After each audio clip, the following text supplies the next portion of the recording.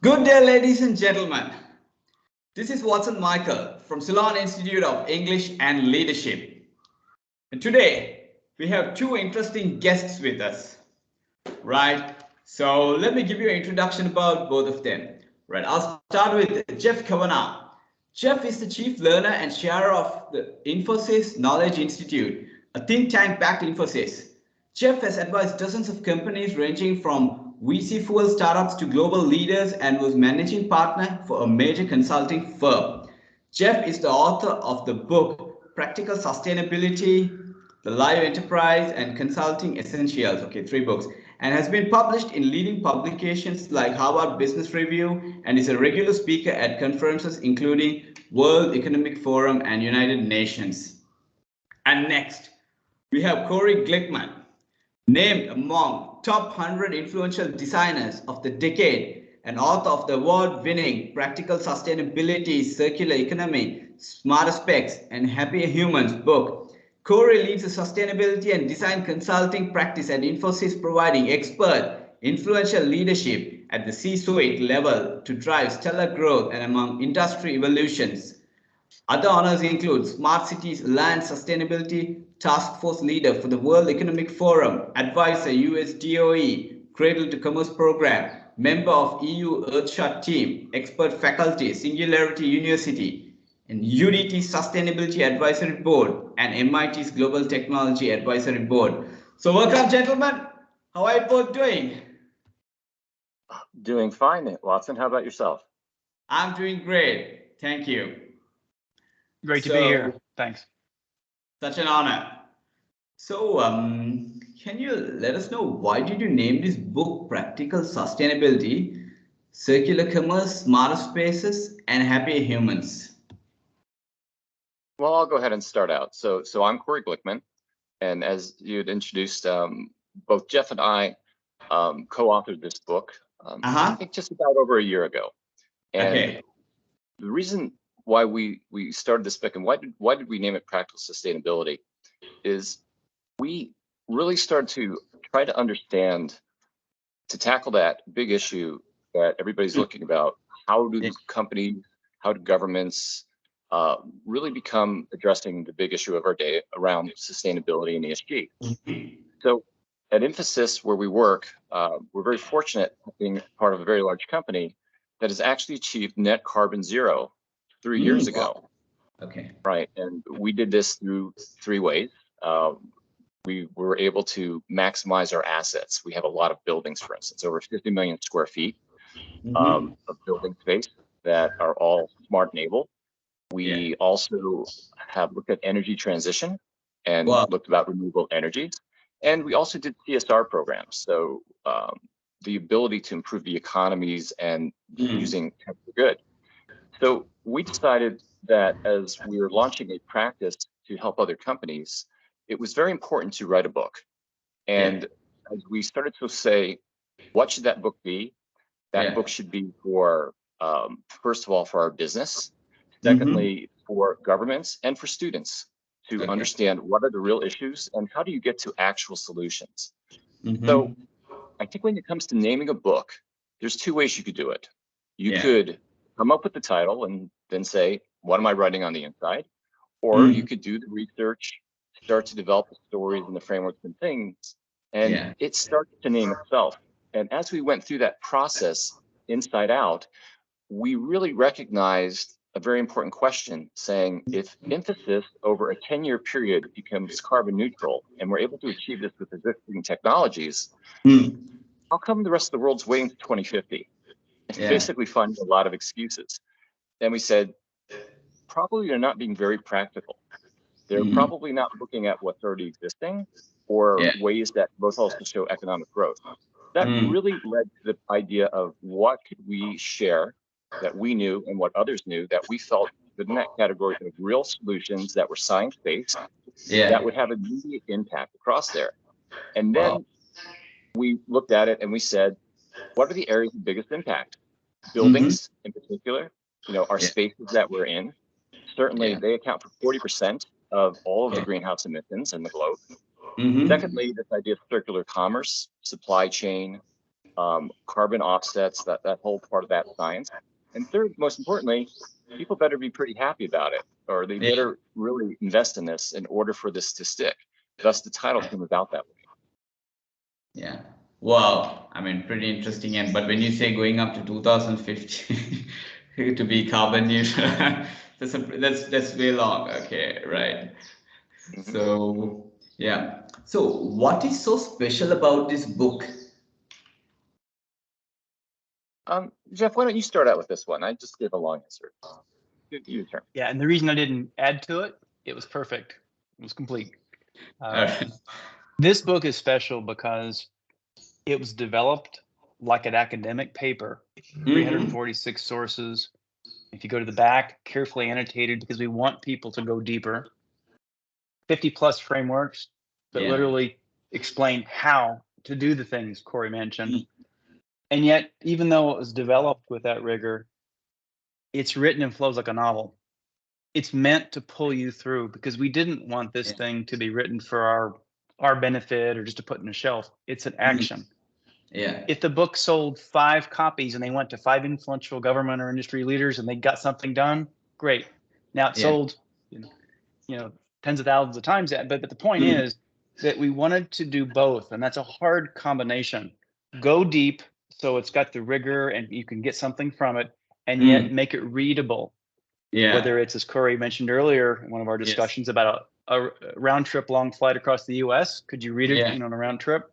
And importantly, can you distill an essence from it, whether it's a recap in the back, whether it's frameworks or the sources? That's what is special about it. And I think that's why it continues to grow and is on the desks of cabinet members of the United States, professors around the world, and a lot of leaders. And that's given us the most gratification because it's being put to use. Wow. Now that's pretty interesting. Okay.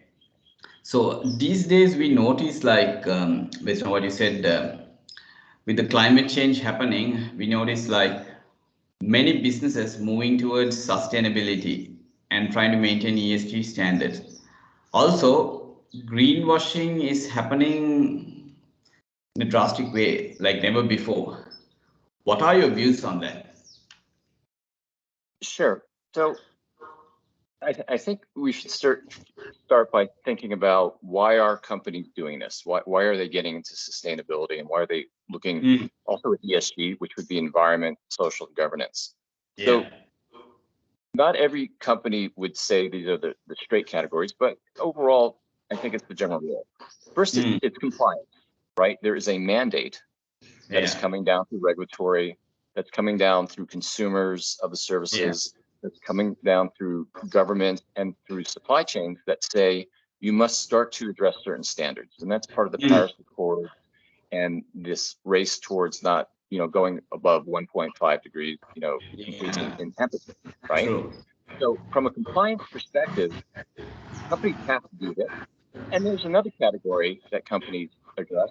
They recognize it as a growth engine, right?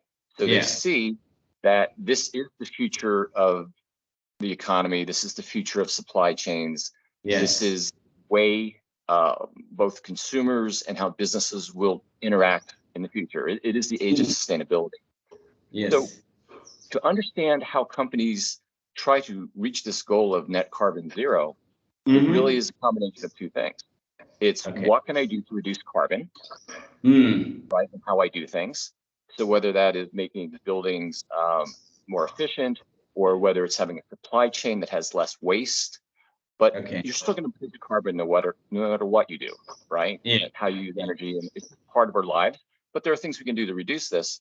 And what is left over, what you can't decarbonize in your system, the way the rules work right now is you can use carbon offsets, which are basically credits that says I'm planting forests, I'm cleaning the ocean, I am improving economic, social components, and those are quite important, right? And those credits actually can go on the market for sale. So say you're a company that has reached 40% of your decarbonization goal, which would be great. You still have 60% you have to be able to report out in order to claim a certain level of status. And therefore they purchase credits. So this is where it gets very tricky, right? About greenwashing. So is it easier to just go purchase a bunch of credit than to invest in actually decarbonizing, which some companies may choose to do? That's the first temptation or risk that might cause greenwashing. Secondly, it could be the fact that the credits that you're purchasing may not be validated, right? Okay. You could be buying credits, or you could be trading in credits in a value chain that maybe isn't certified. So there's a whole industry around certification of credit. So I'll give you one example through here.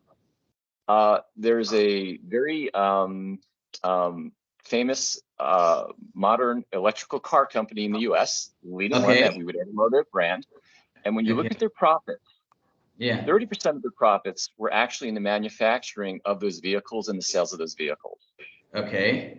70% of their profits that they made was by selling all their excess credit that they had created because of their abilities of how they were running their industry to states in the United States that could not hit their credit goals. So states were basically purchasing their accountability, saying, yes, we're good citizens, but they were just purchasing other people's good work. And how does this incentivize the car company that says, you know what, it's actually more profitable to just create credits than it is to create cars? So you can kind of catch a little bit of, what is going on at one level through here. And it's interesting. There is a whole carbon economy effect that has to take place. But that's why there are so many organizations out there right now that are starting to provide accreditation of are those credits there? How ethical are you as a company? It's very hard to prove. The traceability is not within those systems. Jeff, maybe you want to talk a little bit about the carbon economy, part of the loop, if you feel comfortable doing so. There's two parts. First of all, back to the question, what's our review on it? Human nature is to take the path of least resistance. And if you're showing you're doing something, assuming good intent from companies and leaders, then one path is to show your consumers that you're trying to do something and you're obeying some kind of laws or some kind of compliance, even if it's not, as Corey said, completely accredited. And that's going to help you in the market. It's helping with branding. So it's not surprising.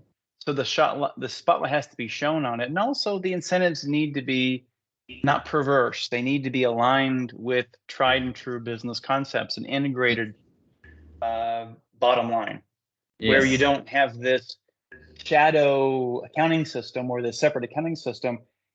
Integrate it with your balance sheet, with your income statement, and maybe you do weight higher or lower some of these concepts to spur or urge behavior, but you integrate it. Integration is a key. Spotlight, shine the light, integrate. Then this whole carbon economy, I won't go into detail on it because it's beyond the scope of this, but the big thing is beyond the trading, if you can get to where you're actually reducing, like sequestering, or you're advancing, and you're applying, let's say you're not just purchasing credits, but you're going out. Corey mentioned that CSR, corporate social responsibility set of programs Infosys has done. Imagine going into a village in India, in the countryside, and changing wood burning to efficient biogas that was reclaimed from animal dung, and you were able to completely remove that. Well, you did in fact reduce carbon emissions, and that kind of credit benefited society. And there's a whole host of things that happened from it. And that was a good example of reducing it through an offset, but it wasn't a purchased offset. It was actually created. So that's the one example I'd provide. And you know what? If you're looking to do good in your village, your city, your country, your local ocean, your bodies of water, it's a good place to start. I don't know that you want to add to that, Corey, or not. No, I think that sums it up very well. Okay. All right. So I was actually shell shocked when you said 70% of the profits are being sold, right? So that was for a time. Yeah. Okay. That was for a time. Yeah, and maybe the one extension on it. So what's interesting about this whole credit, the way the system works, is a company actually sets a carbon price. So what is the price per ton of carbon? And that is what they have to purchase credits against. It is very fluctuating on any day, just like the market. So it's very hard for companies to budget against that. So knowing exactly how many credits and how much a credit costs and where to source from, it becomes very challenging for the auditors and for decision makers of how to balance those books. So there is an advantage to doing CSR, as Jeff had mentioned, because when you lock in a CSR approach, it means, and you're not using carbon purchase credits, it means your price is stabilized. So for instance, for us at Infosys, we have a set price. And as long as we're not purchasing credits, we don't have to deal with market fluctuations, and therefore we have a much more stable, validated, non-greenwashing, effect because of that. Yeah. Wow. Yeah, very true. Very true what you say. So based on that, let's get back to the book which you guys wrote. Could you elaborate about a special chapter? It's kind of like asking who's your favorite child, right? Yeah. That's a hard question to answer. Yeah, so I gave some thought about this. So I think we kind of go back to what motivates us and what drives us and what becomes very personalized in there. And I'd say when you collaborate with somebody on a book, I think it's a wonderful experience because it challenges you, but it also adds to the whole. So for myself, I have a background in design, as you talked about in the intro. So of course, my favorite chapter would be systems of systems, the whole concept of how do you design for complex systems, which these are complex systems. Yeah. Whether you're matching a technology and you're matching to economics and you're trying to take those cycles. And if we're talking about it being practical, we're trying to break these solutions into chunk-sized pieces that make sense, that have the desired outcomes across there. And then I get fascinated actually with the design aspects. And why I think it's a good chapter is it explains at a simple level that anybody can use an applied design approach of how do I organize objects in such a way to get a specific outcome. And so you get a basic knowledge there, but it also gives a blueprint for a deep technologist or a deep economist to be able to run with design, plug in their numbers, plug in a process, and actually achieve something. So for me, to show that design has the ability to be part of a scientific process of hypothesis and test is one of the reasons for it. The other one is it also allowed us to look a little bit into the future. So in one particular part, we looked at the idea of social networking. There's a section around Reed's Law, David Reed, who actually knew Zig Ziglar also. We both, all three of us hang out together, so he would know David pretty well too. We talked about when that was created years ago, it really was this formula that said the more people that are in a network, the more valuable the network is. And that is the foundation of all of the social networks. And why does this work? And what we did in this book is we said, well, let's think ahead. What would we do if suddenly buildings became intelligent, or if entire infrastructures suddenly had intelligence? How does that affect the network? And what is the biggest thing we're talking about today right now?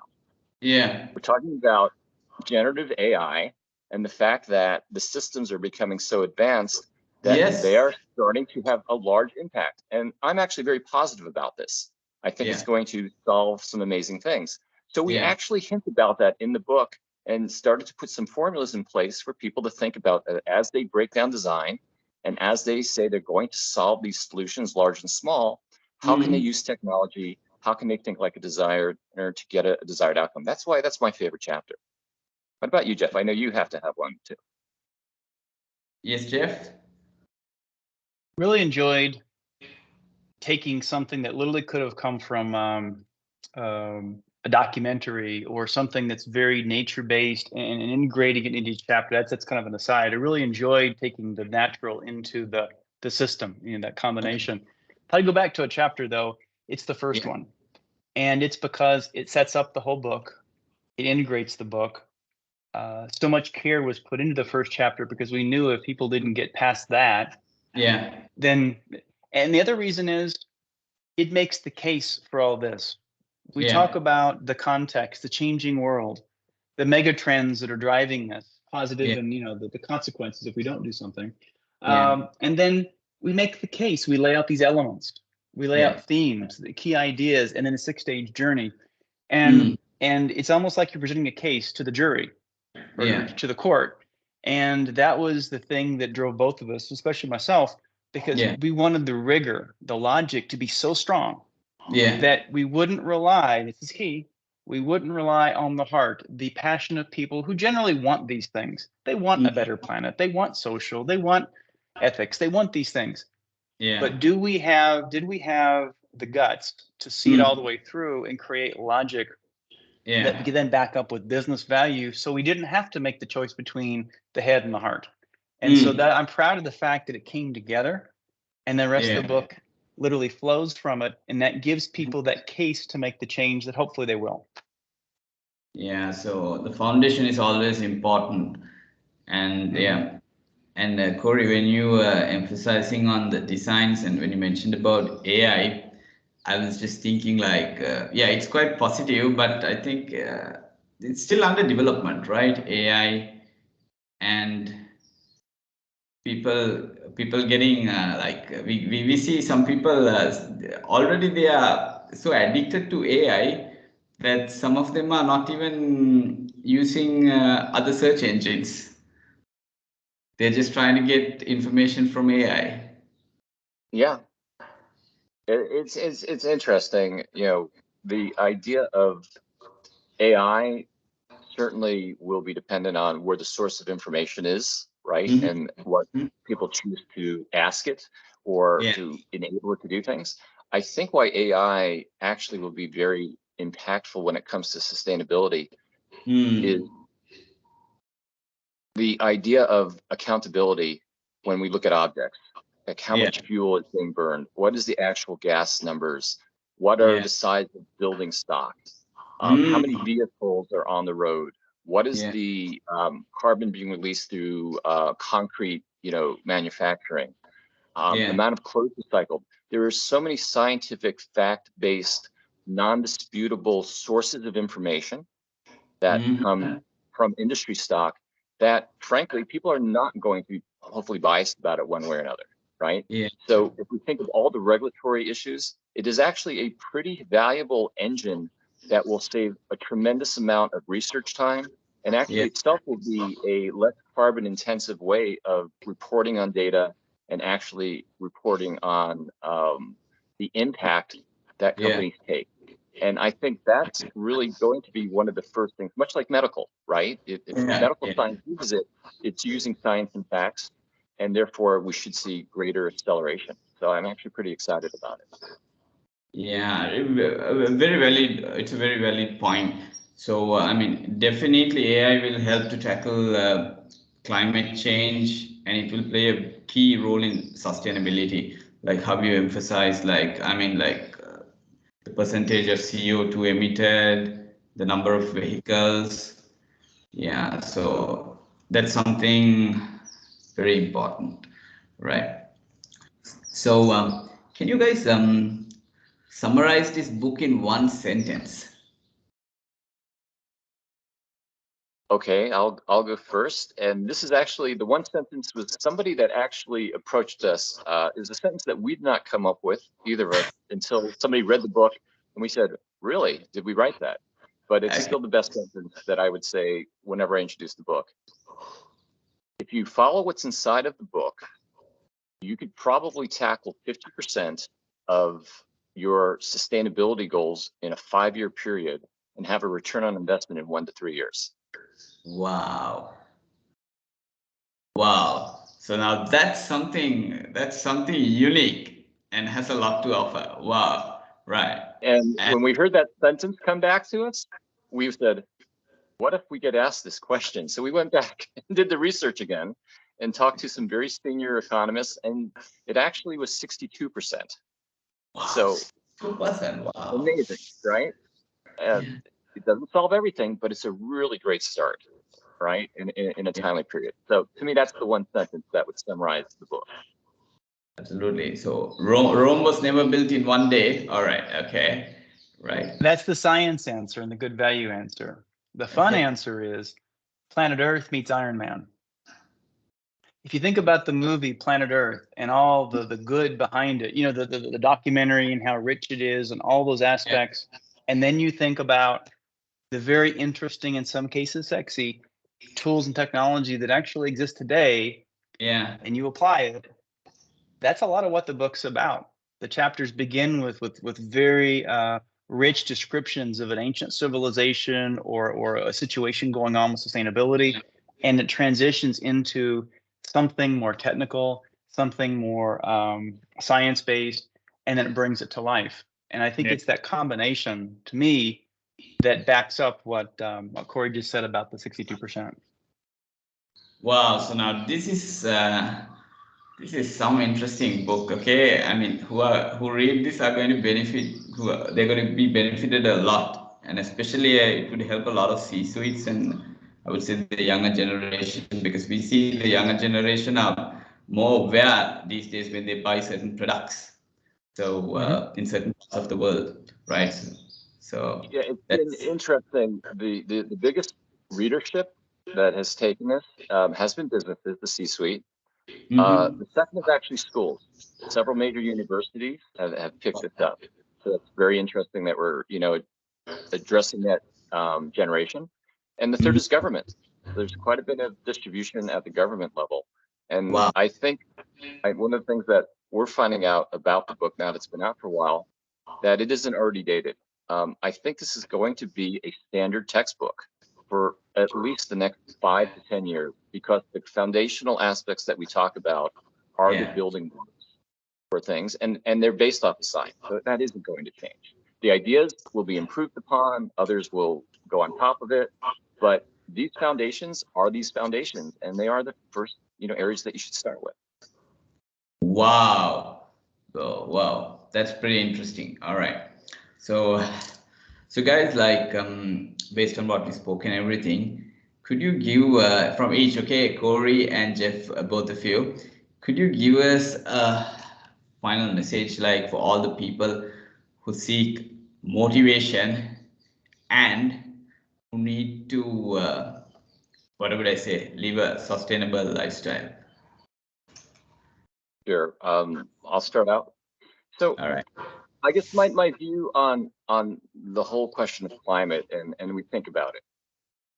To me, it really isn't a question of survival. I think a lot of people think it's this or nothing, and the world ends. And to me, it's not about survival.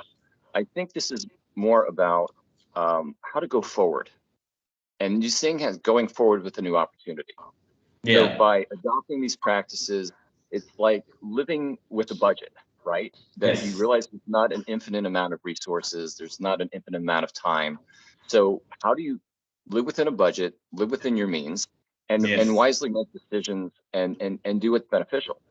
So if you're going to start making these decisions in that manner that is sensitive to the environment and to the people around you, and you start to tackle these large problems, we'll have a whole generation of just not people, but businesses and governments that are focused to say, if we are going to create a new economy, if we're going to address conflict, if we're going to finally cure cancer, or if we're going to decide to land on Mars, whatever we do, we start thinking about this in ways that are sustainable and resilient. To me, it's kind of very hopeful. I'm a very positive person on here. And I do believe that we're no longer just consumption and then it's gone. It is about how do we live within our means? How do we cleverly design for a future that will hopefully bring what I say just transition, and that's that inclusivity part. And so to me, that's what motivates me, and I hope that's what motivates others. Wow, pretty good. And Jeff? I'll try a macro and a micro. The macro is more psychological. You back up your desires of the heart with the logic of your brain, and that provides the will to act. And this is an area that most people that pick it up, they're already inclined to want to do what the book's hoping to do. The book provides a tool to do so. When you marry the intent with that logic, then you have that purpose and the will to act. So I think that's an important aspect, the motivation. The other is anyone, especially if you're early in your career, since Corey mentioned that people are learning to live with these budgets, constraints. The that the degree to which someone can apply sustainability to any career, Yes. medicine, teaching, business, engineering, podcast Yeah. hosting, whatever it is, then they will literally be ahead of the game because that will be incorporated and expected. So it's a career as well as a business opportunity, not just to do it for the sake of doing it in a way that also delivers profitability, helps employee experience, helps the customer experience, and all the other things as well. So I think the combination of that psychological with your own enlightened self-interest should provide motivation for anyone who is genuinely interested. Absolutely. Wow. So wise words. So guys, so thank you so much for taking time and doing this podcast with us. So there you go. So that was Jeff Kavanaugh, who is the chief learner and chair of the Infosys Knowledge Institute. And we have Corey as well. So he was named among the top 100 influential designers of the decade. And they have co-authored this book. Also, Jeff has authored 3 other books as well. So there is some great content in their books, which you can get it by going on to Amazon or another platform.